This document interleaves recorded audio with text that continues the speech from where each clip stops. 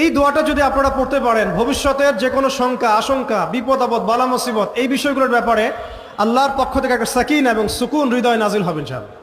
একবার আমার মনে আছে যে একটা জটিল মাসালা নিয়ে আমরা আমাদের মহতারাম খতিব সাহেব, বাইতুল মুকাররমের বর্তমান খতিব সাহেব, তার দ্বারস্থ হয়েছিলাম। একটা মুশকিলা দেখা দিয়েছে। একটা দোয়া শিখিয়ে দেন, যে দোয়ায় আমল করলে ইনশাআল্লাহ এটা চলে যাবে।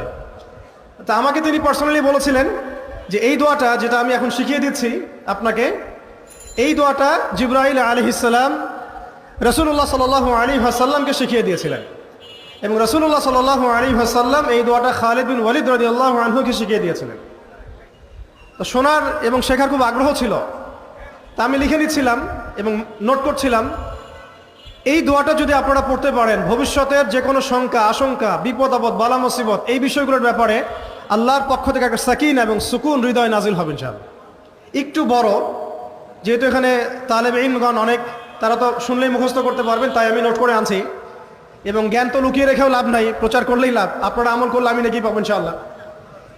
তো এই দোয়াটা হচ্ছে আউযু বিকালিমাতিল্লাহি তাম্মাতিল্লাতি লা ইউজাবিজুহুন্না বাররুন ওয়ালা ফাজির মিন শাররি মা খালাকা ওয়া যারআ ওয়া বারআ ওয়া মিন শাররি মা ইয়ানজিলু মিনাস সামাই ওয়া মা ইয়া'রুজু ফিহা ওয়া মিন শাররি মা যারআ ফিল আরদি ওয়া মা ইয়াখরুজু মিনহা ওয়া মিন শাররি ফিতানিল লাইলি ওয়ান নাহার ওয়া মিন শাররি তাওয়ারিকিল লাইল ইল্লা তাওয়ারিকান ইয়াতরুকু বিখাইরিন ইয়া রাহমান।